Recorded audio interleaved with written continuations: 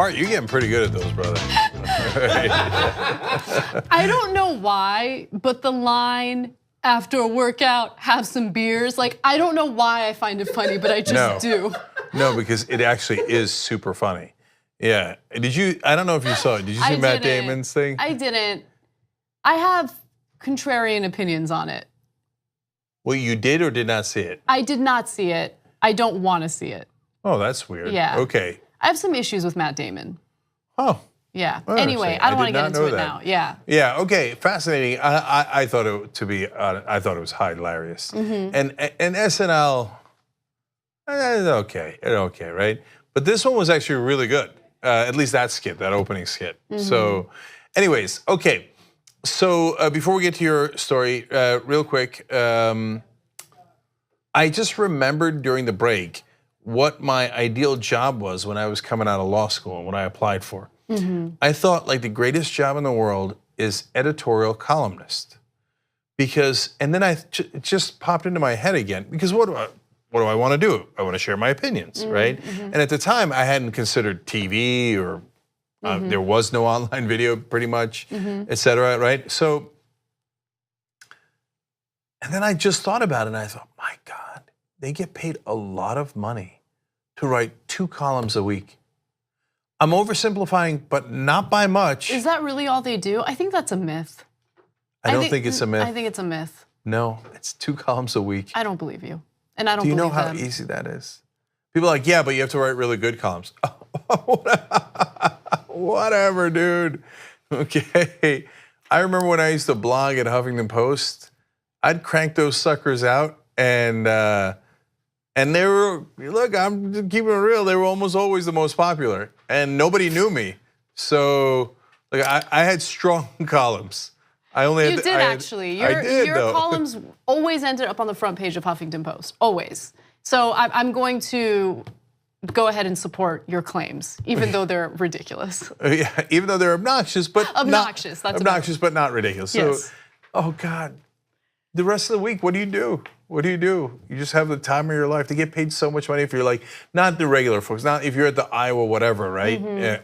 Right now, Michael Schur would fill in the blank. But if you're a New York Times op-ed writer, ooh, I had a thought here, I'm gonna write a column. Okay, now you give me a lot of money. Hundreds of thousands of dollars. Oh my God, world's greatest job. Really? Do they really make hundreds of thousands of dollars doing that? Of course. But like, why? Why are they so special? Like, what's so special about them? Whatever, they're mainstream people, and they got picked by the New York Times. Nothing in life makes sense, and it's unfortunate. Yeah, I mean, New York Times, I mean, they think they're so like, ooh, cutting edge or whatever. Are you really gonna have any radicals, right? No, you're not going to, right? I mean, radical right is like, right? And radical left are just different opinions and ones that are interesting. And I don't necessarily agree with them. But it'd be interesting if the New York Times ran them, right? Almost never. So, and they're not like the right wing where, oh, you gotta hate these people and crush these other people. And it's just about different ideas about how to run an economy, for example. Nope, untenable. So that's what I mean by pre-selected. So all those people, and some of them have earned it.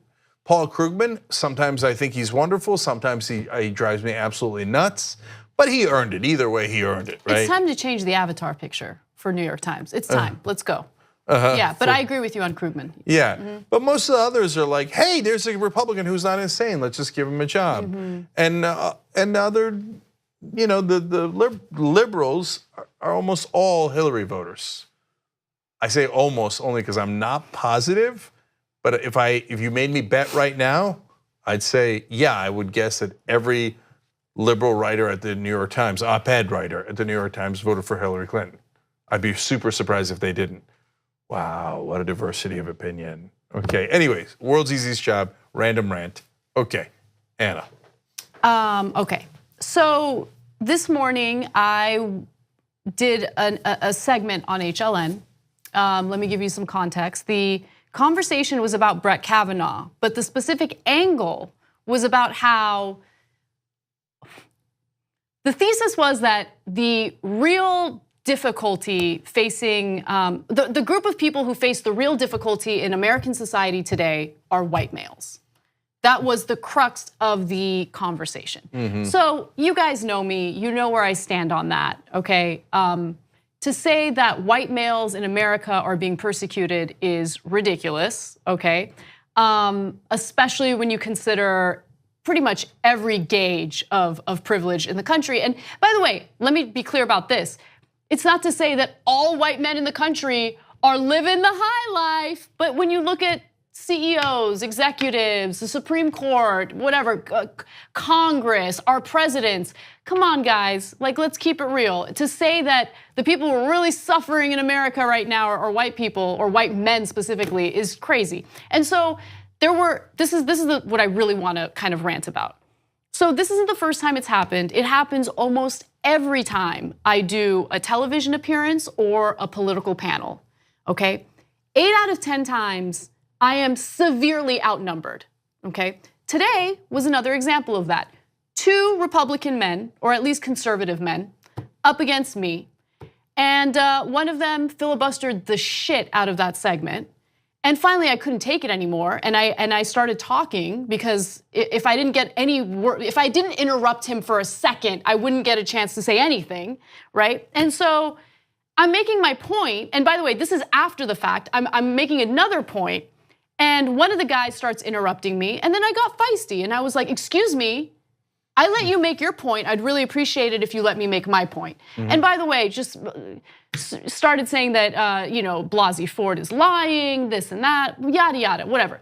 But the point is, why do they always need to put me up against multiple political opponents? Why?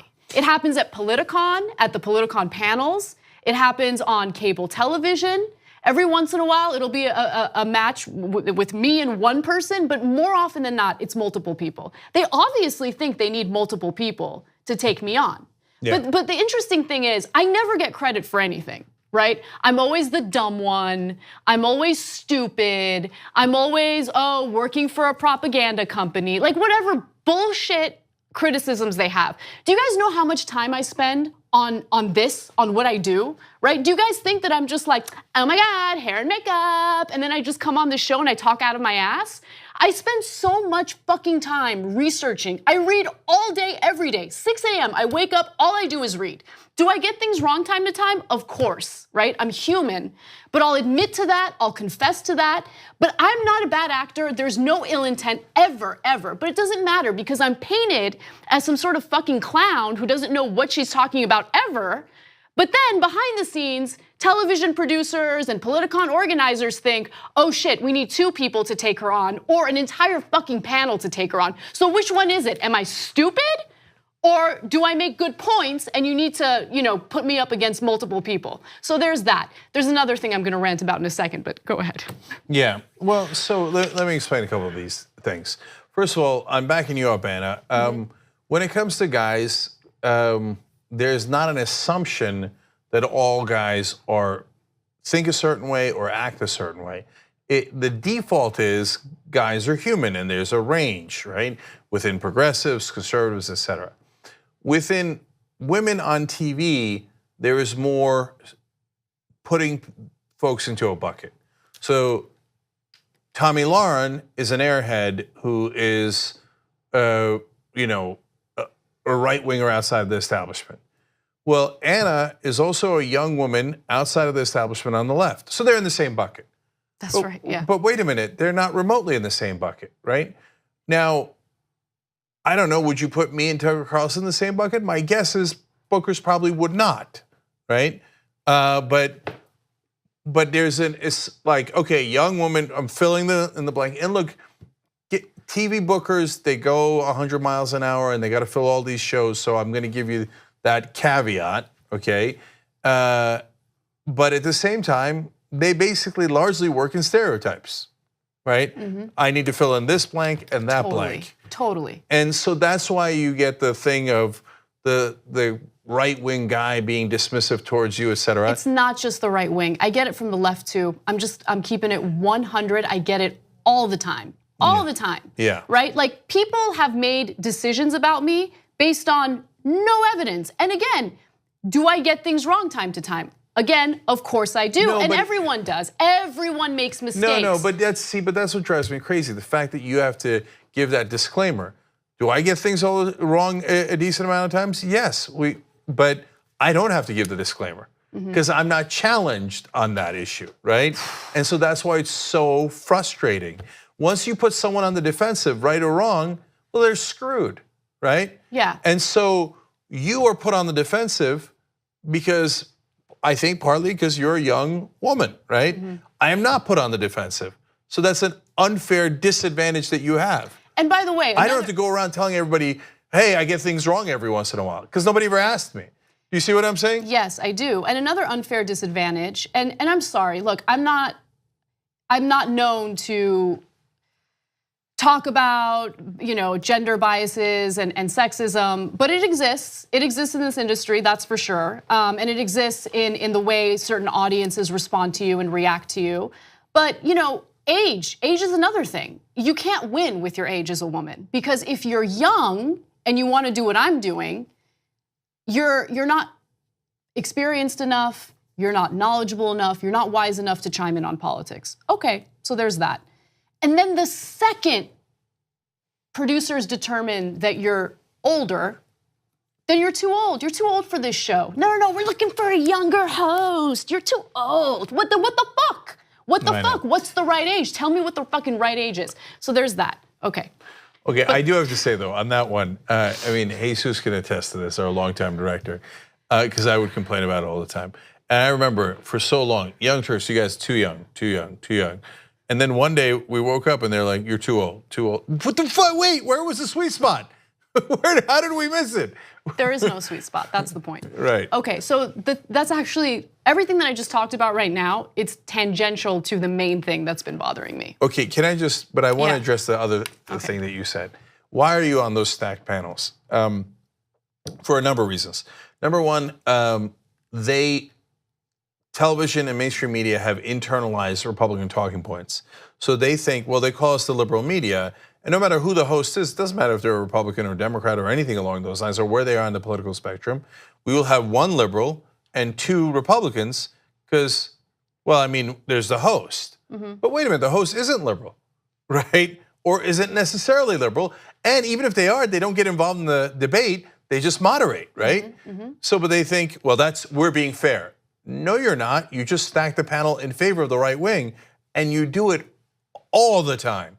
And then the other reason why you get stacked panels is because there's no progressives on television. So even if you're debating, like at Politicon, the time that you had the 5 against 1, but they were all Hillary people. There were multiple times, right? Yeah, that's right. There was the millennial panel from last year, and then there was the Bernie panel from the year before, where it was the Bernie panel, and I was the only Bernie supporter on that panel. Because it's the vicious cycle of the mainstream media hates progressives, they don't put any of them on, and when they do, or when they need more Bernie people, they're like, well, there's no progressive stars. We don't know where they are. And you're actually considered in some circles one of the progressive stars. But then after us is the abyss, right? After you run out of Young Turks hosts, who are you gonna put on that's poor Bernie? No one, why? Because you never put them on in the first place. I can name you dozens of progressives that are either run wonderful progressive organizations or are wonderful progressive candidates. But they never made it onto TV because they hate progressives and they have no respect for them at all. So that's why they think, well, okay, I got one person on a Bernie panel that's pro-Bernie. Mission accomplished, high five. They make you feel like you're crazy. They make you feel like, oh, I'm the only one that thinks this way and I must be crazy, right? And it's not the truth and it's super insulting. But look, all of this comes to the biggest issue that I've been dealing with, and it's driving me nuts. So if one more person tells me that I need to stop being aggressive, there are gonna be problems, okay? So I don't know what it is, but over the last couple months, it's been a common thing, right? And today it happened again, and I wanna give you the conversation. So on my personal Facebook page, I posted about my experience on HLN. And then I also added the point regarding, the Ben Shapiro's, Dave Rubin's of the world, for all their talk about how much they want to debate big ideas. neither one of them agreed to debate me for Politicon, and those are just two. Ask Candace Owens, no, disagreed. No, we're not. I'm not debating Anna. Tommy Lauren, not debating Anna. No one agreed to debate me, and we've been asking pretty much everyone we can because honestly, it's fun. I like having those debates, and I really did enjoy debating Ann Coulter. Okay, so someone responded to me and said, "Oh, do you think Ben Shapiro's afraid to debate you?" And I was like, "Are you suggesting that would never be the case?" And then I followed that up by saying, "I don't know what his deal is, right?" And then he said this. Maybe he knows you get personal or aggressive sometimes when you're heated, and he doesn't want to get in the mud with you. Are you fucking kidding me? He debated Cenk last year and essentially called him a hooker for taking investment money. That's not a personal attack. That's not aggressive. By the way, the same guy proceeded to call Ben Shapiro an incredible debater and genius, even though he disagrees with him on his politics. Listen, any schmo off the street can speak quickly and fool the average American into thinking that they know what they're talking about. But I guarantee you, if you listen to the actual substance of the debates and you actually fact check what he says, he is not a genius. He certainly misleads. And if you want to argue he's a good debater, fine, I get you. Part of debating, I guess, is tricking people into believing you're right.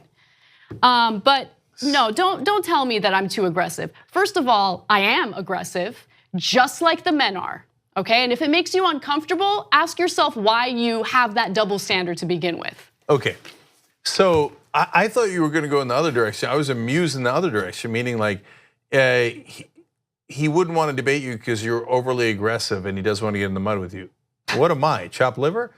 Right, what, like I'm not aggressive? Like, oh, Ben will debate Cenk because he's not that aggressive? That's preposterous. No one in their right mind would ever think that. Not the left wing, not the right wing, not the middle, nobody would think that. But why? There's a different standard. So for a guy to be overly aggressive, he's got to go nuclear and all the time, right? I mean, who would think that you're more aggressive than I am, right? I mean, you're plenty aggressive, but has anybody ever seen me on air, right? Yeah. And so, but why do they think that? Because it's a totally different scale. Because for guys, you're allowed to do whatever you want unless you're going like nuclear nonstop, right? For women, if you're not constantly graceful and classy and demure, etc., then whoa, hey, a little over aggressive here. Bring it down. Okay. So I challenged him on these assumptions. And then he responded by saying something along the lines of, well, you know, you're known to make fun of a man's penis size while you're debating him, and you also make fun of their weight while you're debating them. And I was like, wait, hold on. I have never once ridiculed a man's penis size in the middle of a political debate. So I don't know where he read that, but it reminded me that, you know, when you do this as a living, you don't get to decide what your reputation is. Other people get to decide for you, and they spread all sorts of misinformation and ridiculous stuff about you, and people just believe it. They just believe it. Show me where on the record have I ever, in the middle of a debate, ridiculed a man's penis size? Like when? Or even not in a debate. Like I just, my mind doesn't go there. I don't think about dicks while I'm thinking about politics, sorry. And that's because projection. And they're not projection, but in this case, they're insecure, like Lindsey Graham. Why was he so upset? Because he was worried about himself, right?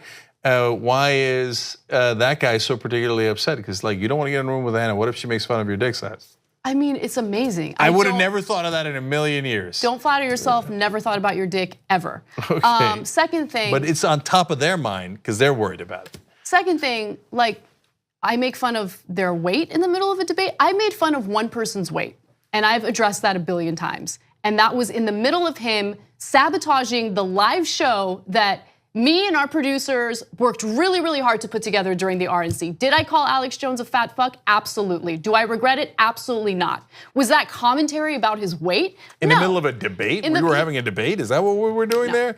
I don't think we were having a debate. So anyway, so look, I get it. I'm certainly aggressive. But to say that I immediately like resort to personal attacks in the middle of a debate, I mean, Ann Coulter called me an old Soviet woman twice during my debate with her.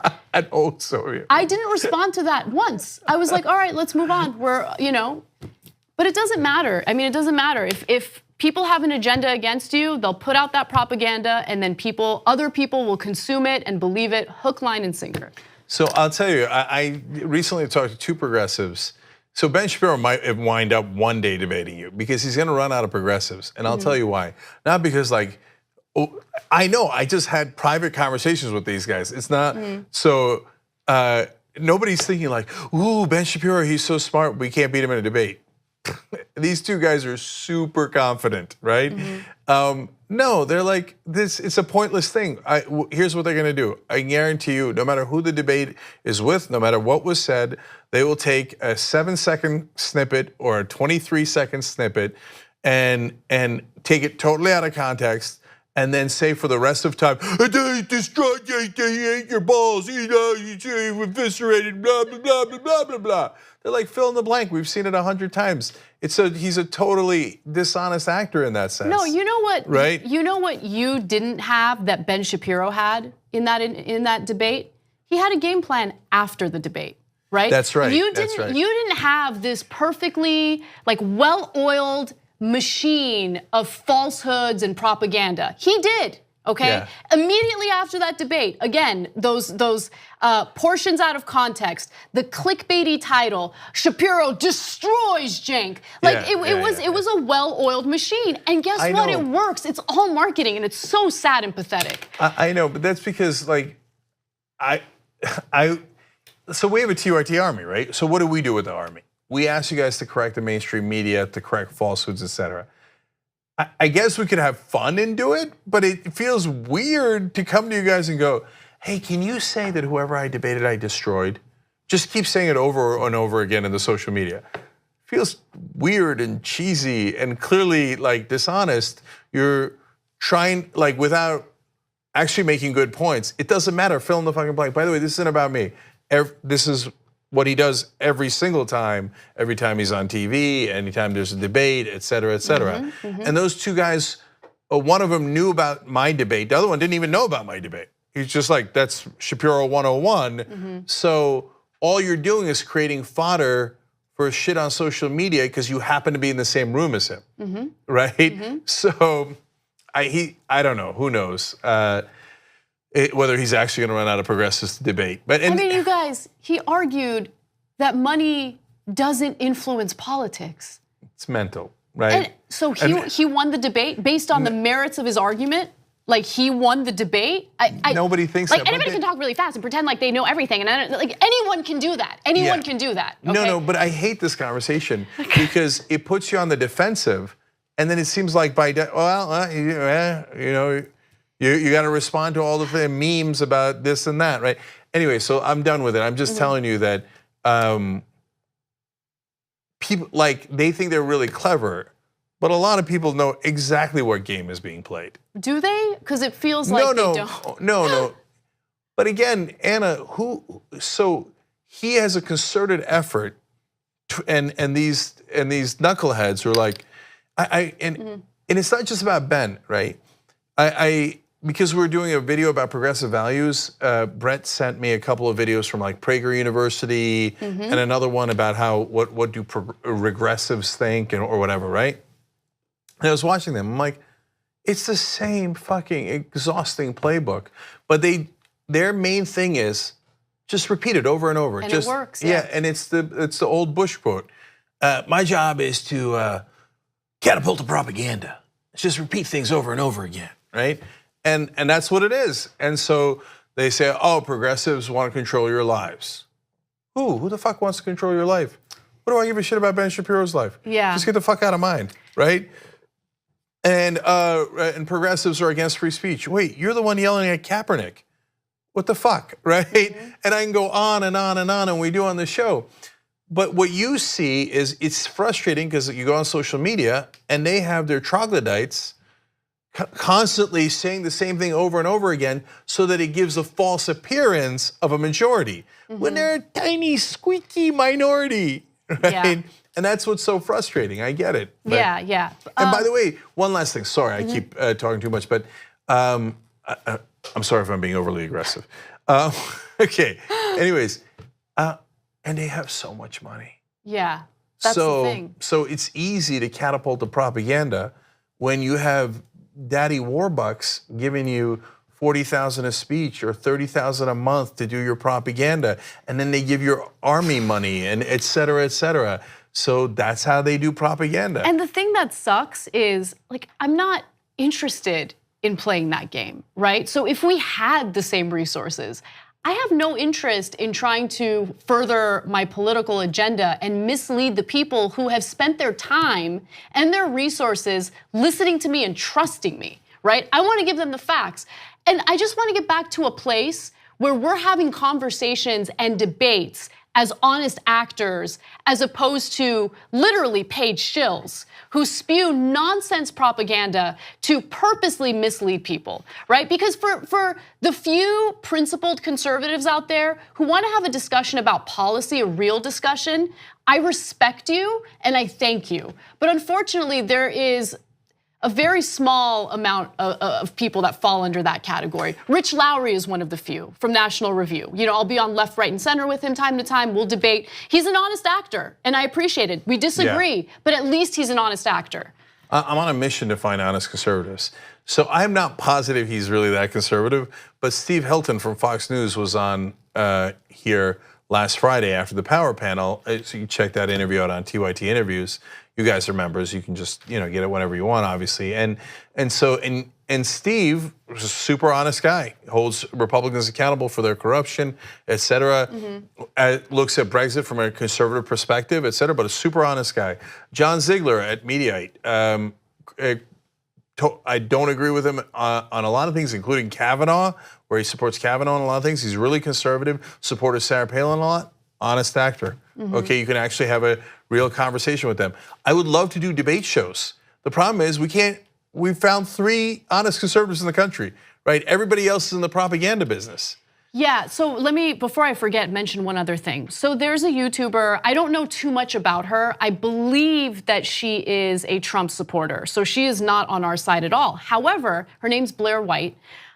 She recently did a video on YouTube because she went from doing political content to doing something completely different. And so a lot of her viewers were like, what's going on? We're tuning in for political content. Why are you doing this now? And so her response video to it was that she went on a conservative show. This is a YouTuber. I suspect it's Dave Rubin, but I'm not entirely sure. Anyway, she went on to do an interview, and this person that she's talking about said, oh no, I don't believe anything I'm saying. Like, this is all, it's an act. I make money doing this. Yeah. So she did a video, it's on YouTube, you should check it out. And I commend her for that. Even if we disagree on politics, I really commend her for speaking out about this because it's a huge issue. If people are talking about politics, debating politics from their genuine viewpoints, that's fine. But when people are getting paid to spread propaganda, unacceptable. And the alt-right brags about how they lie and smear people and it's effective, ha ha, he he. What are you gonna do, have an honest debate about with those guys? Yeah. It's mental. So anyways, last thing though, is that I was talking to Kyle Kulinski the other day, and it turns out you're on the same panel with him on one of the panels. Oh, nice. Yes. Okay. Okay, I don't care if they put 20 conservatives against you guys. Anna and the Kyle driver, good night, Irene. Okay, so now wouldn't that be amazing? I mean, think about that for a second. Has CNN ever had 2 Bernie supporters on the same panel? No, ever? No, there's no ever.